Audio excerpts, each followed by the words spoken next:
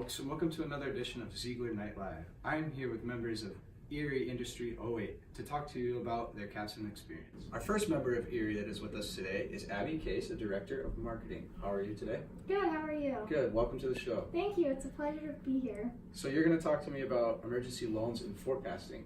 Yeah, so starting off, Erie had a solid rounds 1 and 2. We were making profit, keeping up with the competitors. But when round 3 and 4 came around, we had back-to-back emergency loans. The first one was $1.4 million, and round 4 was $3.7 million. So we got a little discouraged by that, but we were hoping to come back from it. So round 5, we did make profits. We didn't have any emergency loans, but can you guess what happened in round 6? Emergency loan? Yeah, we had 3 emergency loans. And what is Erie Company doing to fix them and avoid this from happening for the next few rounds? Well, we figured out the issue of it was because we were forecasting that we'd sell too much, leading to overproduction. So at certain points, we'd have as much as 400 units of a product left, which led to higher carrying costs. So that's where an emergency loan took place. So moving forward, we want to have more accurate forecasting and production.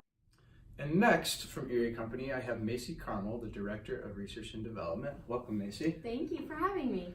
Absolutely. I hear you're going to talk to us about Erie Company's success measures, including market cap. Yes, I am. So for our market capacity, rounds 1 and 2, we were very successful. It was at 35 million. And then round 3 came around, and we unfortunately had to take out a couple emergency loans, which really affected us and brought us down to 5 million in market capacity. So then we started focused on our forecasting and production, and we put an emphasis on our product positioning, which led to better sales. So we kind of struggled in the beginning with positioning, and we waited too long to revise them. So that was kind of what tripped us up. But then our market capacity actually went back up to 28 million. So you're telling me your market cap is basically your company's overall worth, and you guys are at 28 million right now? Yes, and we also have really focused on our product positioning, which has led to a greater demand for our products.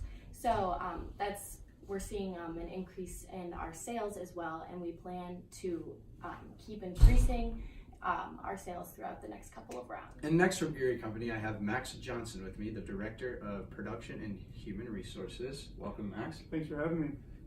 So I hear you're going to talk to me about how the production issues that Erie's been having has affected profits and stock price. Yeah, so Erie, we've had a steady increase in profits over the first 2 successful rounds. The stock price was at 16.09 cents. How did your profits compare to the other competitors? The first 2 rounds, we came in second for the first round and third compared to our other competitors. So pretty steady. After we experienced production issues in round 4, we saw a decrease in profits, and our stock price dropped to $2.48. Well, once we put an emphasis on on forecasting and production, over the last 2 rounds, we've seen a steady increase in profits in our stock. Prices jumped back to $12.92. So we were second in profits in round 5 among our competitors. So now that I have all 3 of you here, Abby, can you elaborate on some of the successes that Erie has experienced over this? So overall, throughout the whole simulation, we learned to apply different aspects of a business and a real-life situation. And we learned how marketing, R&D, finance, and production all have to tie together because we experienced production issues which led to finance issues, so we saw how it's important that they tie together. And we successfully worked in a team by communicating and talking about our decisions. Thank you. Macy, can you elaborate on some of the challenges Erie has faced? Yeah, so some of our challenges that we faced was finding times to actually work together on the project, just because we're so busy with a bunch of other things. So we really had to plan ahead, like specific times, specific days. And our time management was also something that we had challenges with, just like making enough time to just make sure everything is done correctly. And then we also had a hard time with maintaining a broad differentiator strategy.